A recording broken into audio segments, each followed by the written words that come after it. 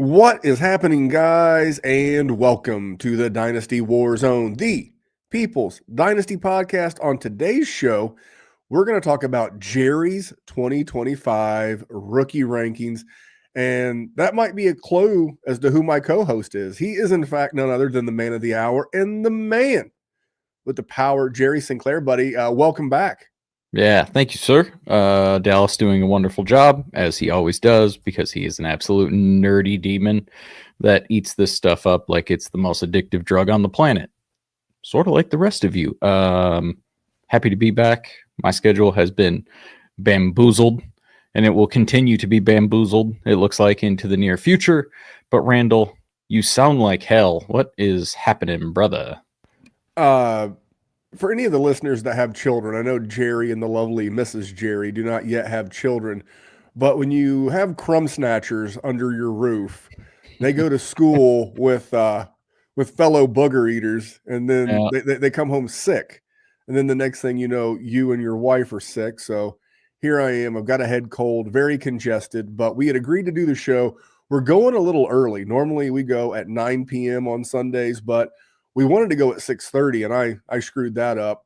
But we're going at 7. That way we can watch the back end of the Buffalo Bills Kansas City Chiefs game. But Jerry, I was actually kind of glad you had last week off because, well, our Detroit Lions, both literally and figuratively, shit the bed last Saturday night. So what's going through your heart right now as a diehard, lifelong Detroit Lions fan?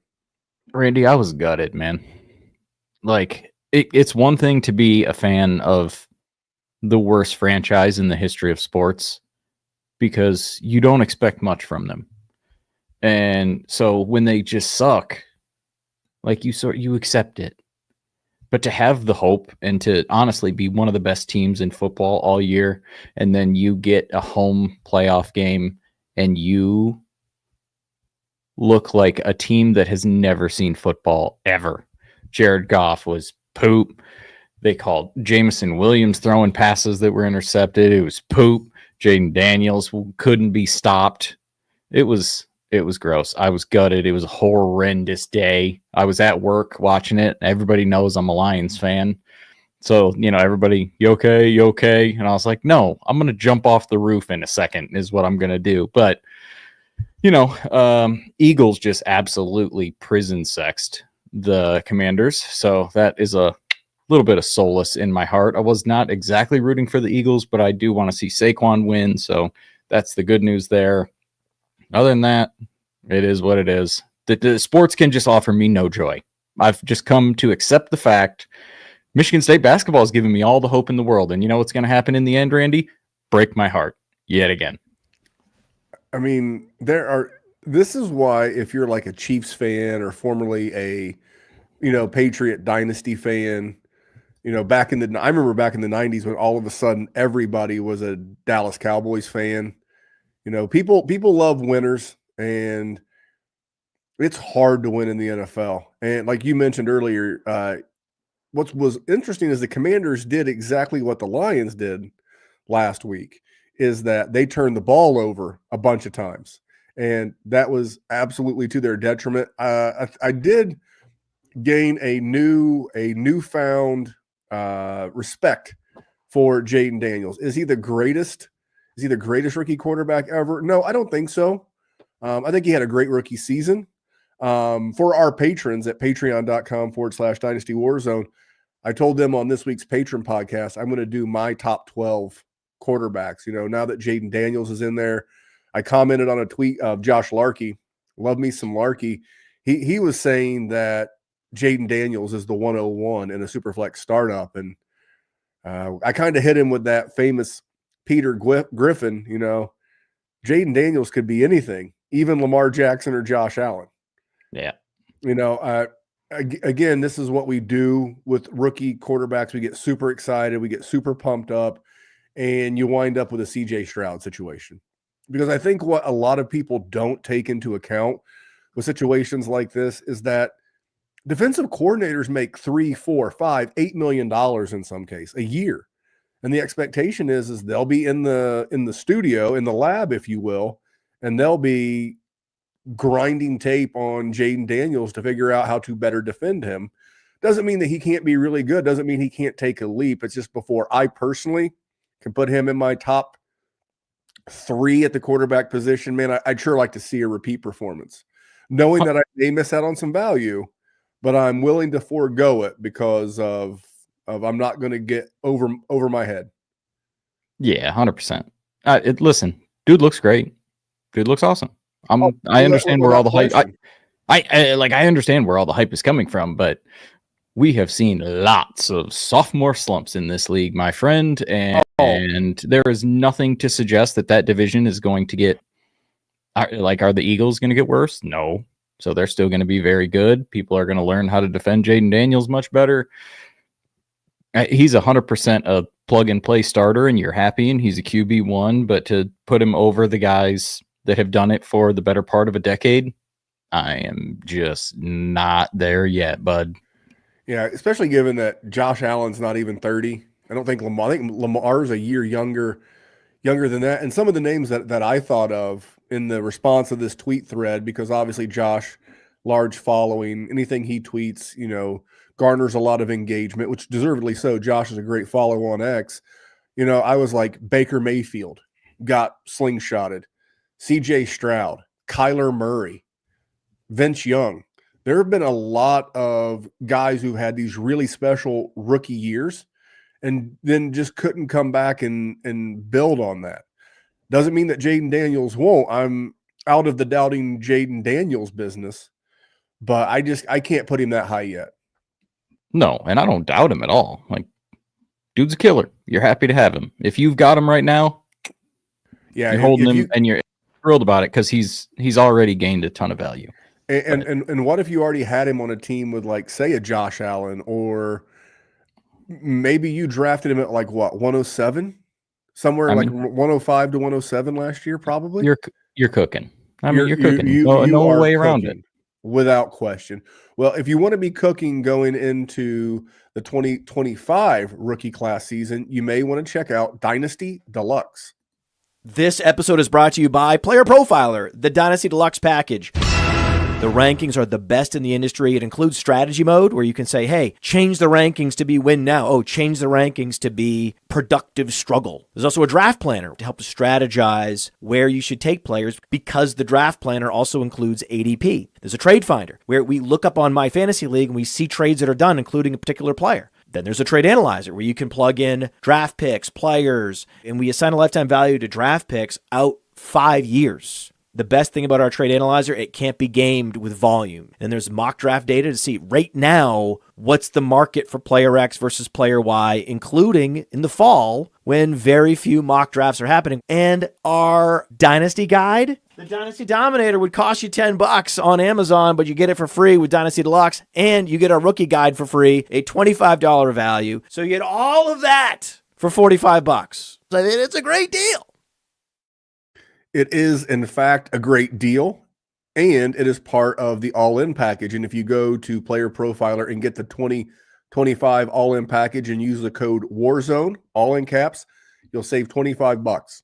So there you go, Jerry. Not only are we running the commercial ad like we're supposed to, but we're even going to give you a promo code if you want to join. How's that sound? But wait, there's more. Billy Mays over there on the other side of the microphone from me. But wait, it's already a great thing. You can get it at a discount price. Let's do some good people, bad tweets, Jerry. All right, what you got? Well, in the spirit of rookie season, right? Everybody's excited for rookie drafts, but I believe I found one person who is not fired up for rookie season, and that's Paul Patterson. At Paul Patterson FF. You gotta have the FF so people take you seriously as a fantasy football content creator on any platform. Got to have the FF. It's like if you're a personal trainer or a wannabe personal trainer on Instagram, you got to put the word gym or fit at the end of your handle, but I digress. Paul Patterson FF. And Paul tweeted, if you have the 102 this year, I'm sorry.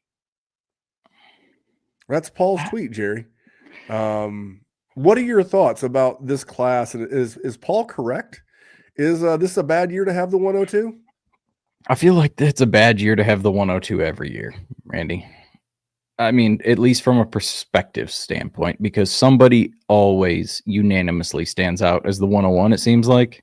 It's like we decide before the college football season even starts who the 101 is, and then it just sort of builds and builds and builds. So, I mean, I get where he's coming from because there's not like a surefire 102. There would be if we had one player and we knew where he was going to, what he was going to do, in my opinion. But we don't.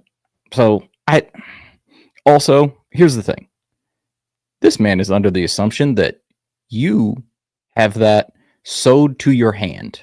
The 102 is not sewed to your hand. And at some point, as we creep closer to the end of April, 102 is going to be worth a shitload. Why, Randy? Because it happens every year. Every year. There's somebody in your league right now who does not have a first round pick, and they had a good team or they won the championship, and they're the fucking happiest jolly son of a bitch that you've ever met in your life. But then FOMO is going to kick in as we get to April, and they're going to want to trade into it. Randy, if you don't believe in the 102, by all means, I can live with it. I love you. I'm cool with it. Get rid of it. Either way, it's got value because you know why? It's not going to get drunk. It's not going to drive while it's drunk. It's not going to punch somebody. It's not going to choke anybody. It's not going to do drugs. It's not going to do any of that. It's just going to gain value, and it's just going to increase like it's an NVIDIA stock. That bitch going through the roof. So while I see where he's saying, and I'm guessing that's just a way to demean this class as best as he can in an abstract sort of philosophical way where he is clever. No, you always want the 102. Always, always, always. Because somebody's going to fall in love with that player, and you are never, ever going to have a descending asset. You know, had old Paul here, had he put a caveat on there that pre-NFL draft, because, you know, by the time that your rookie drafts get here and 102's on the clock, you're going to have a lot more information. I get that maybe old Paul's down on this class, but Jerry, what happens if Tet McMillan goes to the LA Chargers or the Washington Commanders? Because I don't think Olamide Zaccheaus and De'Ami Brown are the long-term answers at wide receiver too. What if, and more than likely, the Bengals lose T. Higgins in free agency? What if the Bengals draft a Luther Burden to keep that 1-2 punch because you can't afford to pay Jamar Chase? I mean, there's so many spots and so many things can happen between now. That's what made it a bad tweet for me. 100%. I mean, if everybody went to a landing spot, they went to crowded. I mean, we've all talked about how good this running back class is. And I tell you right now, at the 102, even in like one QB leagues, if Denver drafts a running back in the second round, sign me up. Sign me up for whoever that is. I don't even care. I don't care if it's Kaleb Johnson. I don't care if it's Omarion Hampton. I don't care. Sign me up for the Denver running back. Yes, please. 102 all day. And that's the problem with this tweet. It's too much. It's a really kind. This is going to like I'm killing Paul. Paul, I'm not killing you. It's just kind of a lazy way to say you don't like this class. Bingo. But you know what's a really easy way to say that I don't like this class, Jerry? What's that? You just go on Twitter and say, "Man, I don't really like this rookie class." Right, or just trade your damn picks, or trade them away. Or you could say, "Hey, this class, the 102 is going to be very landing spot dependent," and I don't want to kill Ashton Genty, but you know. He's not landing spot dependent, but he's not Bijan Robinson either. He's not Saquon Barkley either. He's going to get some of that love because he had a really good season at Boise State. Definitely. But it's a little bit different. Jerry, do you have anything else for Paul? No, Paul, you weren't the worst we've had, but brother, just it was just not actionable advice. Is what I would say. Because the 102 will always have extreme value. Paul looks to be a very young man, very very new. I would guess somewhere between like 25, give or take a couple of years. Yeah, a young fella. You're on a slippery slope, Paul. We have a lot of repeat offenders brother here. will learn. We all learned. No, because some of the repeat offenders keep coming back for more. They just can't help themselves. So hopefully Paul gets his mind right, and he never has to come back to good people, bad tweets. But that is good people, bad tweets. All right, here it is, Jerry. You weren't here last week. The people are dying to know. Who are your top 5? I will read you mine. You may have listened or watched last week's show, but just so you have a frame of reference, okay? Yep. I had Ashton. Now, this is Superflex and tight end premium, by the way. I want to make sure I denote that. Superflex, tight end premium. Ashton Genty, Tet McMillan, Luther Burden III, Emeka Egbuka, and Omarion Hampton. Those were my 5. And if you're interested or don't remember Dallas's were also Genty, McMillan, Burden. He had Dylan Sampson, which was a new name for me, and he had Tyler Warren, given the tight end premium format. So, little recap from last week as this became an unintentional two-parter. Jerry, let's talk about your top 5 so that I may roast you. Okay. Number 1 is Ashton Genty. And for those of you watching on YouTube, I apologize, but I always like to write down whatever we do our rankings so I can look back, make fun of ourselves, learn from my past. 101 is going to be Ashton Genty, just like every other human being on the world. I don't think it really needs to be discussed that much. 102, Randall Young. Gonna hate it, buddy. Gonna absolutely hate it, so just get ready. Because if Travis Hunter is a wide receiver, he is the 102. I don't even think it's arguable. Because here is my thing. If Malik Neighbors was in this draft class, where would you take him?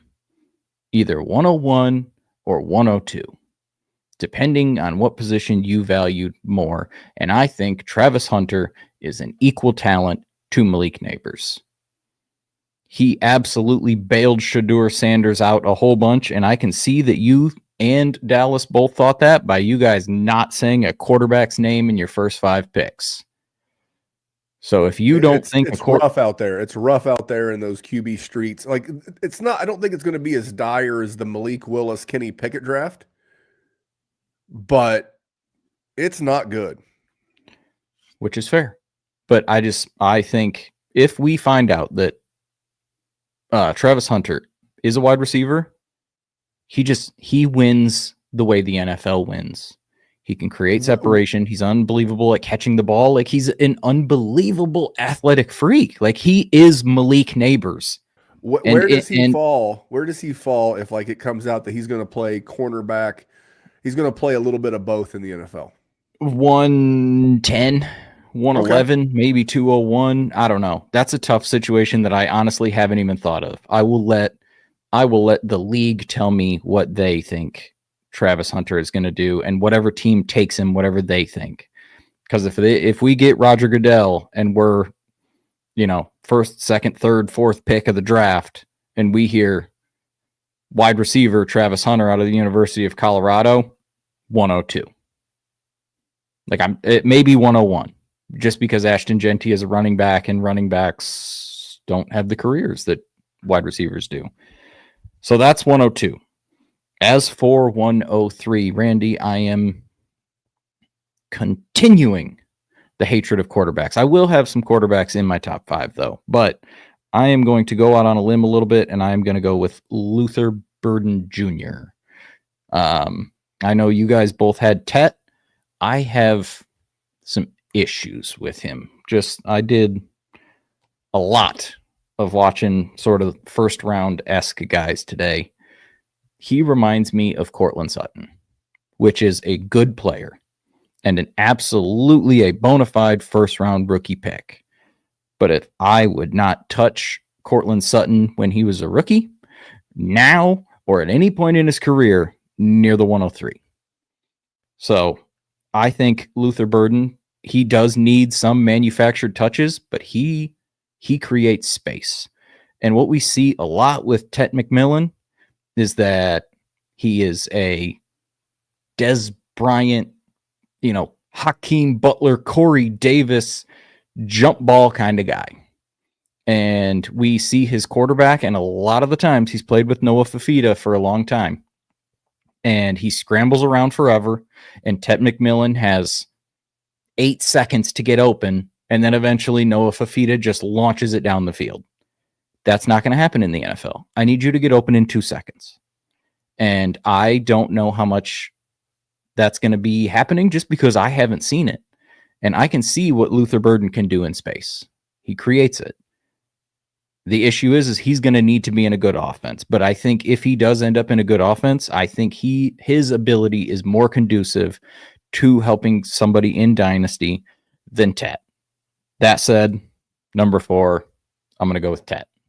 I think he is an unbelievable talent. He can catch the ball great. He is super fast. He loves to do this like juke move to create an angle to get outside, which works like a charm in college. I don't know how much it's going to work in the league, but either way, he is somebody that if he lands in the right opportunity, 100% he's going above Luther Burden. Like if that guy gets drafted as T. Higgins' replacement, scrap the last 5 minutes of the things that I have said, throw it in the trash, delete it, take it off the cloud because I never want to hear it again. Dude's good. I'm cool with either of them. I don't think either of them are world changers, and honestly, I don't love taking either of them at 103 or 104, but I really don't like most people in this range. 105, I'm going to go with Cam Ward. I like him more than I like Shedeur Sanders. He can make decisions quicker. He's been in the league a long time. He's tended to poop his pants late in the season, at least to an extent, but also he was in the Pop-Tarts Bowl against the Cyclones, and he scored at will. I mean, he had 3 touchdowns in the first half and then sat the rest of the game. He could have put up 145 points on them. Like, the dude is good. The dude has talent. I think he is my QB1, and I don't know if there's any scenario where that's going to change, honestly. I have come to terms with the fact that I like guys that have played in this game a long time. The Jaden Daniels of the world. And Shedeur's played a lot, too. Don't get me wrong, but only 2 seasons in major college football. Last year, they didn't even make a bowl game. This year, they finished, 3rd or 4th in a pretty down Big 12. And he had Travis Hunter to bail him out. I mean, you watch Shedeur Sanders, it's a whole bunch of running around and then launching the ball to Travis Hunter, who bails him out. So I'm gonna take Cam Ward. But Randall, you tell me where I'm a bozo. I mean, I just think you're going to be disappointed with Travis Hunter. And I love Travis Hunter. Which is fair. If I understand. If I had the 101, like as the actual, like an NFL GM, like I'm the new GM they just hired in Tennessee, I'm not taking a quarterback. I'm trying to trade that pick. If I can't trade that pick, I'm taking Travis Hunter and I'm making him a defensive back.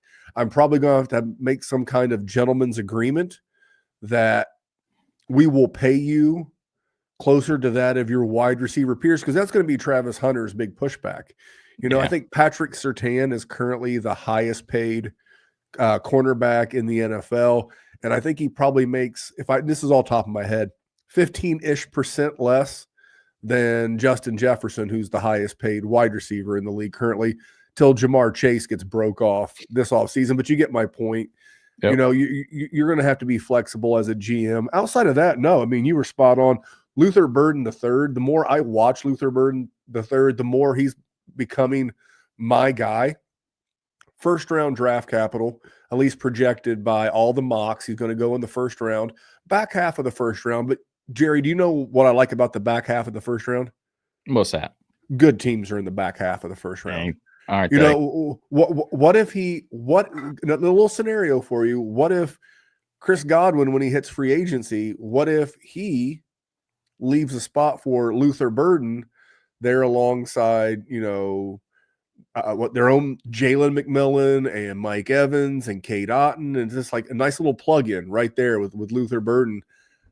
A lot of spots he could go, so I have no problem with that one. Tet McMillan, I don't know that I see Cortland Sutton, but if I could get a consistent Cortland Sutton, the guy who's finished as wide receiver 15 the last 2 years since Sean Payton's been the coach, I would sign up for that. I would say awesome. Yeah, I'm not going to get a guy who's like going to be CeeDee Lamb or Justin Jefferson and may ascend to wide receiver 1 overall status. But if you give me a guy, and Tet's probably going to go in like the 105 range, that's a consistent wide receiver 2 for me, week in, week out. He's going to stay cool. And he's on a good offense. Double cool. I'm in there. And then Cam Ward, I'm going to save my 6. How high would you move Cam Ward up your board personally if he winds up going to a spot that you deem good? I think as high as he can go up to 102. If Travis Hunter plays defense, I can move him up there. But if Travis Hunter comes out as a wide receiver, the highest I'm going to put Cam Ward is 103. And I think this is probably anywhere from 103 to 106 would be my guess.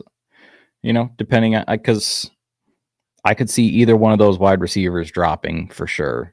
Any of the running backs could move up a little bit depending on the landing spot. So I think his range is pretty stable, if you want me to be honest. I think he's the QB1, at least on my board for sure. So nothing crazy really could change for him. This is going to sound so odd, but so much of this class, and it goes back to Paul, if you guys just now tuned in, Paul was our good people, bad tweets contestant this week. It goes down to where these guys land, because and this year it's not a very good class. Obviously, we've talked about that too. It's like solid and deep. It's like certain aspects are good. Yeah, like it's okay in the middle. But this class, more than like last year's class or the last couple, we won't know the quote unquote good landing spots until we see NFL free agency. The really good wide receiver spots might change when T. Higgins, Chris Godwin hit free agency. The quarterback market and who does that, it may come down to where Sam Darnold signs. Does Daniel Jones take does a team take a flyer on Daniel Jones to be a bridge quarterback for a year or two? Right. I don't know. It's going to be very chaotic this offseason. But I will say this, if like Cam Ward, like this will surprise people, but I kind of like what the Raiders are doing. Like if he were to wind up with the Raiders at 6, that's perfect. It's perfect. You got Tom Brady there. Now, Tom Brady lives, I think, in Florida, so he wouldn't be in Vegas all the time. But they're putting together a very good front office. I know people are going to be like, oh, Pete Carroll's terrible. He's a bridge coach. He's not terrible. People have heard his name for too long, and he's a defensive coach. He's old. I mean, the internet is going to hate this coaching hire. Yeah. Because what does the internet hate? They hate old. Yeah. And they hate defensive-minded head coaches. Yeah. I think Pete will bring an air of like Tom. I mean, are there 2 bigger winners than Pete Carroll and Tom Brady in the NFL that you can recall? Like consistently year in, year out. That's how you change a culture in the building. If you want, it's Dan Campbell. What's your guys' GM's name in Detroit? I'm drawing a blank on his name. Brad Holmes? Brad Holmes. Sorry. Yeah. I had a stroke there too. Brad Holmes and Dan Campbell brought winning and a winning attitude. So the Raiders would be a good spot for Cam Ward for me. Like Brock Bowers, I don't know that he lasts that far. Jerry, I want to get into our hour because I'm going to do my 6 through 10. And cool. You still owe us your 6 through 10. Want to get the last commercial spot out of the way? Be right back. Oh, I see all this mock draft information out there. Oh, this mock, that mock. Hey, what about a real actual fantasy game? The Flex 4 game on FastDraft, draftfaster.com, is open. You draft 6 running backs, wide receivers, tight ends. The top 4 enter your lineup every week. It's that easy. It's that simple. Drafts take 5 minutes. There's a $50,000 prize pool. It's $15,000 to first. It's just a $5 entry. And the best part, no rake. No rake whatsoever on FastDraft, the first 2025 best ball contest to open in the world is ready for you to draft up to 150 teams. DraftFaster.com, DraftFaster.com. Start playing best ball for real. There you go, Jay. It's best ball season. I mean, Jerry, you do a little best ball, a little bit more than me. You're not going to draft 150 teams. Let's just be honest. But if you're looking to get that fix in, like if you're a degenerate and you like want a max entry, like, because think about it. If you just do it in baby steps, right? You go, if you're a best ball degenerate, you go max enter on FastDraft. Then you can go to underdog. Then you can go to whatever. You can, there used to be MFL 10s. I don't know underdog and what else now, but a sleeper. There you go. That's the other one I couldn't think of. But you can get there now. You can get all your max entries in, and then you can go on the other two. Seems reasonable. Yeah. Well, there's a lot of degens out there, and I know y'all play a lot more best ball than I do. So if that's your style, by means, I'm a dynasty snob, sir. That's why on this red banner that's underneath both of our names, it starts with Dynasty, because it is the football god's choice for fantasy football. I just don't have, I mean, FastDraft, I guess FastDraft can make me have the time. Anyway, let's get back to some rankings. Let's get back to your Mr. Jerry Sinclair. Let's get back to your, just we can go one at a time. Let's go your 6, my 6. Go. My 6 is going to be Omarion Hampton. You had him at 5. I think the kid's good. And honestly, I think he can go as high as potentially 103 in this class, depending how it shakes out. Maybe 102. Like, you've sort of hit that next tier of running back, right? I had issues with both of the wide receivers. I think Luther Burden needs manufactured touches.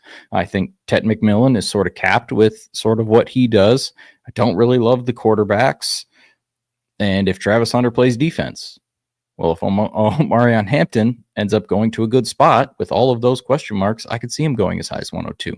He's a better pass catcher than those next tier of guys, the TreVeyon Hendersons, the Quinshon Judkins, the Kaleb Johnsons. He was unbelievably productive, and he runs more like an NFL back. You watch Kaleb Johnson tries to go outside a lot. You know, TreVeyon Henderson's been hurt a bunch. Quinshon Judkins didn't do great against the best teams that they played. I mean, he did good in the Oregon game in the playoff, I think, but all the other games, it was a little hit or miss. I mean, I like Hampton. He seems like he's going to be a guy that I'm going to go after, and I think the Ohio State guys will get all of the love because all the little Devy nerds have been talking about both of them for the last 4 years. So, Omarion Hampton, 106. Well, he was my 105, and we can talk about him together because we just talked about Cam Ward. Cam Ward's my 106. I think if you had the 106, you just missed the playoffs in your dynasty league. You know, that's a good spot to get a quarterback. If you finished, you know, one spot out of the playoffs, you've probably got one good quarterback in a super flex league, and Cam Ward offers the kind of upside that I want in a quarterback on my roster. He's the kind of guy that pairs, because he's got so much upside, that he pairs very well with a Joe Burrow, a Justin Herbert. You know, you're not always going to. I don't want like unstable. I want very stable, somewhat unstable with big upside. That's me. Cam Ward's my QB1 in the class. I'm going to talk about the other quarterback because he is going to make the top 10. We're going to talk about Sheduer. But Cam Ward, I want to go back to Omarion Hampton. Mm-hmm. So I get the Devy nerds and the people, but when Omarion Hampton, I think he's going to kill the combine. I think he is going to go to the combine and he's going to set it on fire. Memory serves me correctly, he was a sprinter in high school or maybe even college. Big guy, 220 pounds. That's the guy that I would not be surprised in a 1 QB league that he jumps to 102 after a good combine and mock drafts around the dynasty space. And then if you compound that with a really good landing spot like Dallas, could you imagine like a big bruiser who's like almost a Jonathan Taylor? I don't want to make the lazy comparison because they're both bigger and faster guys, but if he comes out with some kind of that, that profile from the combine, the size and speed nerds, the Podfather, love you, Matt. I do. But I remember him losing his marbles over Jonathan Taylor. Theo, it's still Theo's pinned tweet. So Omarion Hampton could be this class's Jonathan Taylor. It will not be a Clyde Edwards-Helaire, Jonathan Taylor conversation because Ashton Genty is no Clyde Edwards-Helaire. But I think he's a lock running back 2 in this class for me. All right, 7. Give me 7. I think I'm going to go Emeka Egbuka. You had him at 104. He's just, he's been good from the rip at Ohio State. He has had the unfortunate situation of being in an offense this season with Jeremiah Smith, who looks like he is the next coming of Justin Jefferson and Jamar Chase and all of those unbelievable elite wide receivers. Year before that, he was in the offense with Marvin Harrison Jr., who was the wide receiver 1 last year. And the year before that, they had Jackson Smith and Jigba there. I mean, good God. And he was still very productive. He's had multiple quarterbacks. I mean, he's had three different quarterbacks the last 3 seasons in Columbus, and he's been productive. He creates space. He's also explosive. He reminds me of like a Chris Olave. So like, would you spend the 107 on Chris Olave? Maybe not. But if Chris Olave was, 22, would you? I think it's probably a little bit more likely, and he could end up in a better spot. That's sort of where I'm at with Emeka Egbuka.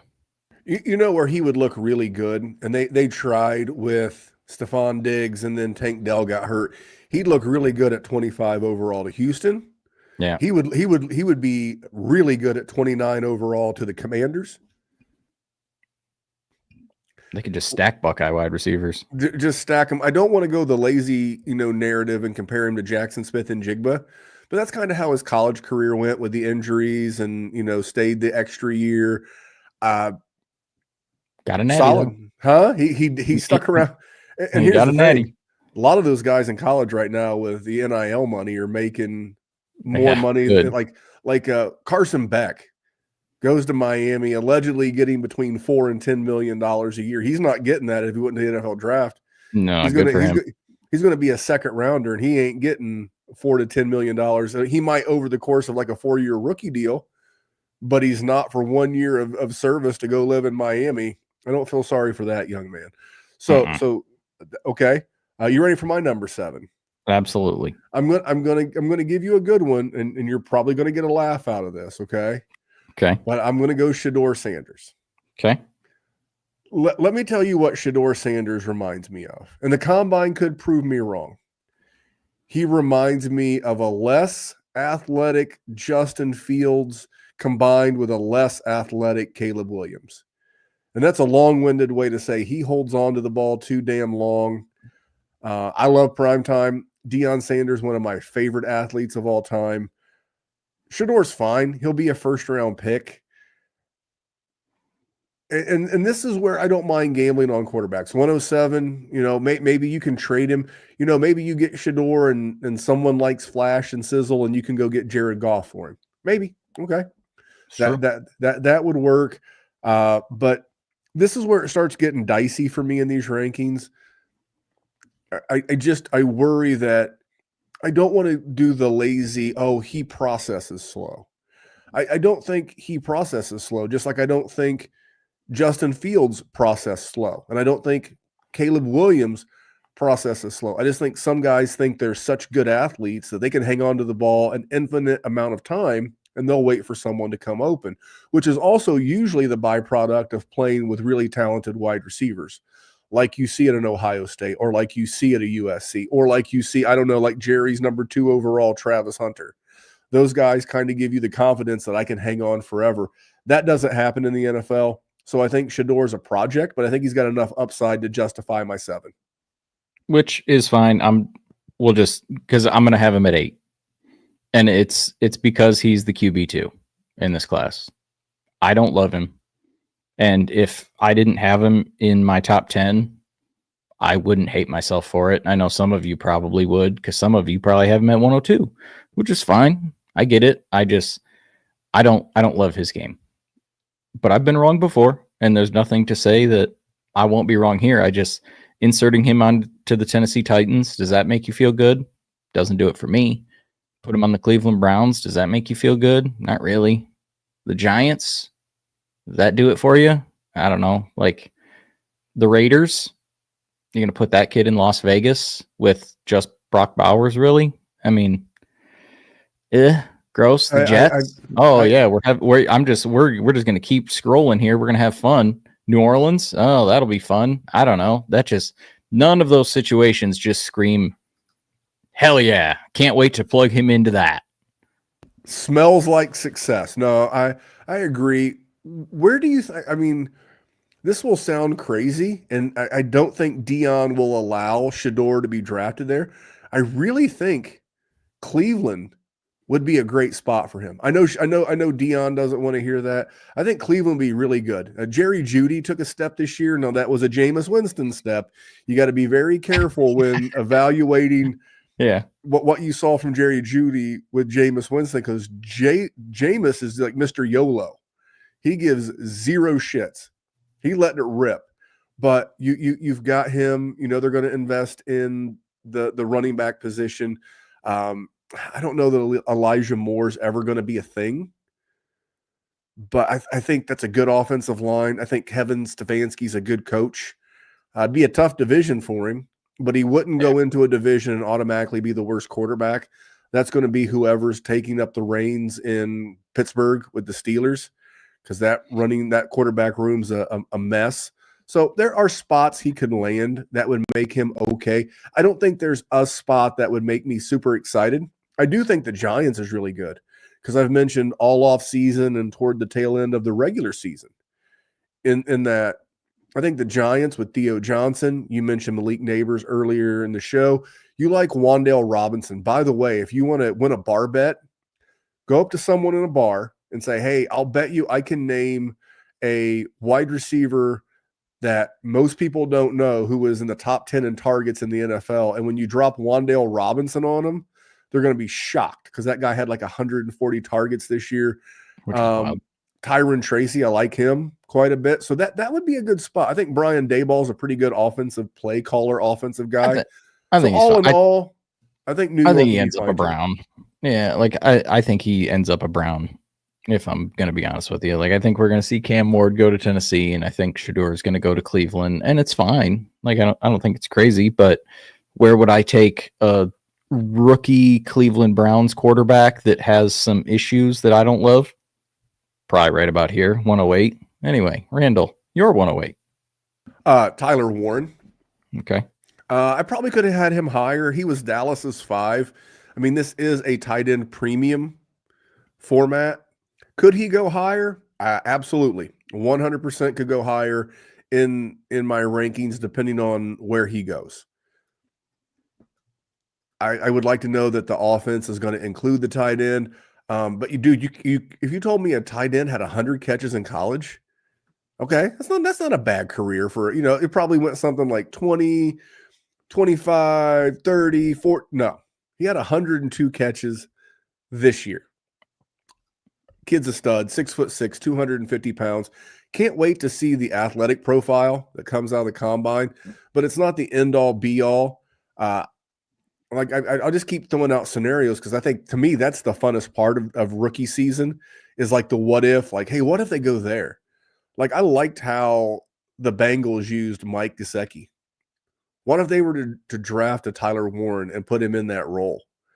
Again, that might be a better running mate for Jamar Chase than another wide receiver, because it could give it a different range. Don't know.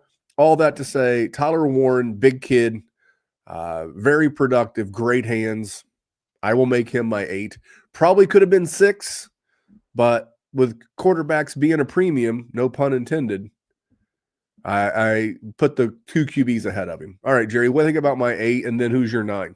I am cool with your 8. I am at 9. I'm going to go Colston Loveland, the tight end from Michigan. I like him and Warren pretty equally, honestly. I think flip a coin, pick the person you want. Tyler Warren had a lot more production, but also Drew Aller, the quarterback for Penn State, only threw it to him. I mean, in their playoff game against Notre Dame, their wide receiver stat line, you wanna have a fucking bar bet, Randy? This is the wildest stat in the history of time. So the Penn State wide receivers in their college football playoff game against Notre Dame had a combined 0 catches for -3 yards. One of them recovered a fumble for -3 yards, which is how they even had yardage in the beginning, but they legitimately had 0 receptions because Drew Aller force feeds it to the tight ends. And as far as the reason I am taking Loveland over Warren, Colston Loveland had some of the absolute worst quarterback play you could imagine this year. Now, Michigan ended their season strong. They beat the Buckeyes. They beat Alabama. But good God, if you watched that team at any point, you thought that is a high school quarterback. And they tried 3 different ones, and none of them were good. And Colston Loveland made plays every single time. Defenses knew it was going to him every single time. Last year, right? Everybody worried about J.J. McCarthy. They had a good quarterback that year, J.J. What was the big hiccup about J.J. McCarthy? They ran the ball too damn much. They had Blake Corum. They had the guy who's on the cover of NCAA football, who I'm blanking on right now, Donovan Edwards. You know, they've had tons of running backs. Colston Loveland still made plays. I mean, he didn't have 1,200 yards like Tyler Warren did. I just think he is going to translate wonderfully. I think he is going to get plugged right into Jim Harbaugh's Los Angeles Chargers with Justin Herbert. And if that's the case, sign me up. I'll go the Michigan boys. I will. It'll hurt my soul, but either one. And honestly, I think either of these tight ends could go as high as 105, 106, like pretty easily in a tight end premium league. And this is coming from me, the man who has historically hated on tight ends. I just think both of these guys are absolutely going to be starters in this league pretty quickly. I mean, neither of them are Brock Bowers. Neither of them are Sam Laporta, but if I can get Dalton Kincaid out of both of them, which I think I can, hell yeah. No, I do like Loveland. I'm looking at the draft order and I'm trying to determine what landing spot I like for a tight end with a good offensive mind. Like Denver, for sure, could be good. I think. Oh my God, who was the guy everybody wanted to be a thing? Dulwich. Greg Dulwich. Greg Dulwich. They also had oh my gosh, Troutman. They had Adam Troutman. They had for a while. It was a long name. I can't think of it. It started with an O, I think. Damn it. Oh yeah, I do remember now. You know, and I don't want to make this the jerk off Sean Payton hour, but we've seen we've seen Sean Payton use that's on the onlyfans.com/Dynasty WarZone if you want to see that. AI, like if you're good with Grok, I mean, maybe you can do something. But I think Denver and the Rams are the 2 tight end spots that I like. Tyler Higbee, 31 years old. They can save $2 million by cutting him. Those would be 2 really, really good spots for a tight end. So yeah, who was it? Albert Okwuegbunam. Yeah, Jamie nailed it. Thank you. I can't even say that. All right. I'm going to jump into my number 9. Cool. And this is where the NCAA and the running back position has done everybody a very good bit of kindness, because normally that 110 to 112 range is an absolute dumpster fire of success. This year, I mean, you could get my guy Kaleb Johnson. Again, similar size to Omarion Hampton, big guy, 6 foot, 225, I believe he's listed at. Tons of yards at Iowa, big bruiser. Going to come down to where he goes, but I think if you're drafting a guy like Kaleb Johnson at 110 or 109 in your rookie draft, I think you're going to be pretty happy, Jerry. Pretty happy. Yeah, 100%. I like Kaleb Johnson, and as a person that lives in Iowa, works at a sports entertainment facility, I have to watch every single Iowa game that there ever was. Kaleb Johnson's good. He's good at short yardage. He's also explosive. I'm cool with it. And honestly, I think the one thing, you know what? I'll save my overall dynasty theories for the end of this, but I like Kaleb Johnson is what I will say. You know, he's good at fighting through tackles. I think once he breaks through that first line, he likes to go outside a little bit too much, and I think he needs to learn to not do that so much in the league because linebackers are wicked fast. But at this range, like, you're going to find a flaw in everybody. You're always going to have your RB3 or RB4 here. So cool with Kaleb Johnson. My 10, it's going to be Quinshon Judkins. I don't know. I mean, this could be any one of like 3 or 4 running backs probably for me. I've always liked TreVeyon Henderson, but Quinshon Judkins just seems to be a little bit more explosive of a player. And if you've watched somebody, like, you can watch David Montgomery and go, yep, he's good. He's an NFL running back. He can play well. And then you watch somebody like Jahmyr Gibbs and you're like, holy shit, that man's on a different level. It's not to that level with those two, but I do think that Quinshon Judkins has the better opportunity to be successful in the league, because there's one thing that he does extremely well is he reads his offensive linemen. He trusts his blockers. He knows where his blockers are going to be. He's a smart runner. And as long as he has a line that is functional, I think he's going to be able to hit that second level consistently, which is what you need in the league. Right? You watch tape of these guys in college, and every fucking fancy play is them, stiff arming some 215-pound linebacker, and then they spin off a safety, and then they run 75 yards. But in the league, that first guy kills them, because I don't need to see all that. I need to see if you can get 4 yards, 5 yards, and then if you can push forward for another yard or 2. That's what I want to see. And he seems like he's a guy that can do that. So I'm going to say Quinshon Judkins 110. I'm fine with that. I'm going with Henderson. I'm going with TreVeyon Henderson here at 10. Again, they're very similar in size. 100%. That's the one thing about this running back class that we don't have. Was it the Jahmyr Gibbs class that the guys got killed for being a little small because Gibbs was barely 200 pounds? Yep. You're not going to have that this year. I'm looking at some rankings of the top big running boys. Yeah, it's like everybody in the top 7 is 210 or bigger.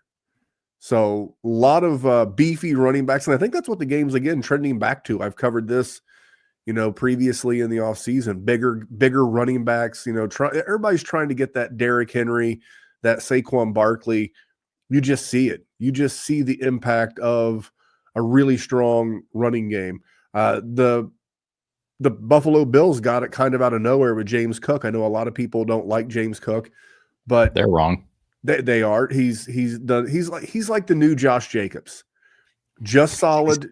Exactly what he is. Just produces. Just puts fantasy points in your lineup every week, and everyone just can't wait to knock him down. But Jerry, that's our top 10. Why don't you read off your 10? You could either go 10 down to 1. Or 1 up to 10, whatever you want to do. So for anyone wanting to compile this, coming out the chute. Okay, we'll go 1 to 10. Number 1, Ashton Genty. Number 2, Travis Hunter. That is with the caveat that he comes out as a wide receiver. If he doesn't, I have no frickin' idea where I'm going to end up putting him. Number 3, Luther Burden Jr. 4, Ted McMillan. 5, my first quarterback off the board, Cam Ward. 6, Omarion Hampton. 7, Emeka Egbuka. 8, Sheduer Sanders. Sorry, haters. Number 9, Colston Loveland, the tight end. And number 10, Quinshon Judkins. All right. And then my 6 through 10 are Cam Ward, Sheduer Sanders, Tyler Warren, Kaleb Johnson, and TreVeyon Henderson. And there you go, Jerry. Now we're waiting for your schedule to finalize before I put together a topic next week. Because if Jerry's going to be we can tell the people this is the tail end of the show. Jerry works for an entertainment company, and he is based in Ames, Iowa. I live in Ames, Iowa. The company is in West Des Moines. Okay, so for those of you that know Iowa geography, well, Jerry is currently filling in the Omaha, Nebraska location. Yeah, and that involves quite a bit of travel for you. yeah. And So you've I will be gone all next week. gone all next week. So next Sunday, Jerry will not be in the house. So if you are, I mean, maybe. if you're in Omaha, Nebraska, swing by I mean, Smash Park. I'll be there. if you want to hang out with Jerry at work, we could do that. Oh no, listen. I'll find any excuse to not work. Let me tell you. So do you know what I want to do next week? Hmm. I want to do a draft. I want to do the first mock draft of the year. Attaboy. You versus me. We'll see if you can pull it off. Next week's show may not be live. Me and Jerry may record it early and then release it on Sunday. To be determined. But if we do that, just like this show, you can get it early and ad free over at patreon.com/Dynasty WarZone. I usually edit it after the show and get it slapped up there. We have a little bit before, a little bit after. Not this time because I've got to go do those top 12 rankings, and it's Sunday. And the Bills and the Chiefs look like they're cooking up an all-timer. So I'm ready to go watch some football. Off-question topic in the show. This is from Mike. Mike is a patron over at patreon.com/Dynasty WarZone. He said, question for Memphis. Are you going to the Royal Rumble next weekend? I am not. I am not going to the Royal Rumble next weekend, even though it is in Indianapolis. Coward.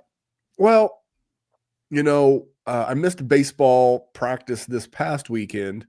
And for whatever reason, I mean, like, guys, if you stuck around, you're on your own. We're done with the football talk. So if you just come for the Dynasty talk, peace and hair grease, we'll see you next week. But our baseball team, we got the 6 p.m. to 9 p.m. on Saturday night practice spot. So I missed this past Saturday. I had another function I was taking part in. And so no, I will not be. I wanted to work the fundraiser actually, but no. But it's huge for our city. It's absolutely. Oh, and then Jamie wants to know who's your pick to win the Royal Rumble? Jerry, do you know anything about the Royal Rumble? No, sir. I mean, I know what the Royal Rumble is from when I was but do you watch it all? Or no. Okay.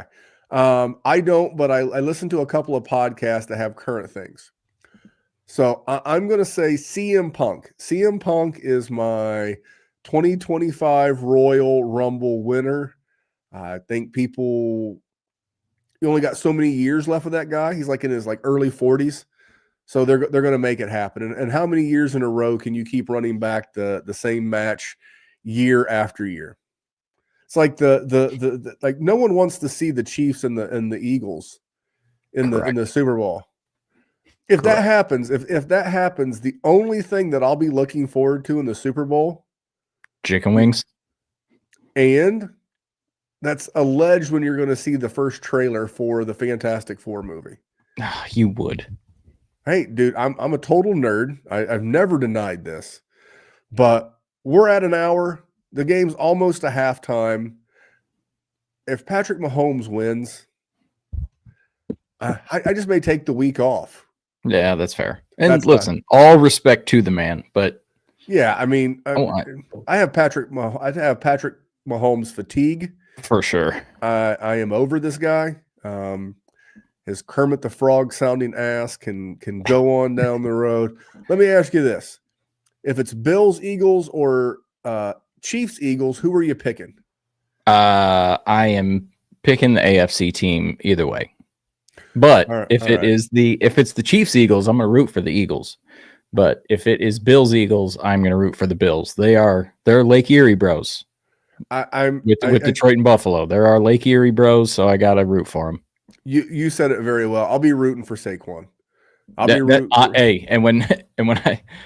the only person I'm rooting for on the Eagles, without question. I don't know. AJ Brown's all right. I mean, I like AJ Brown too, but I think Saquon deserves it. That dude got stuck in a poop ass situation in New York, and for him to win it, sort of just like Stafford did. You were in a disaster of a situation. You move on. You get yourself a ring.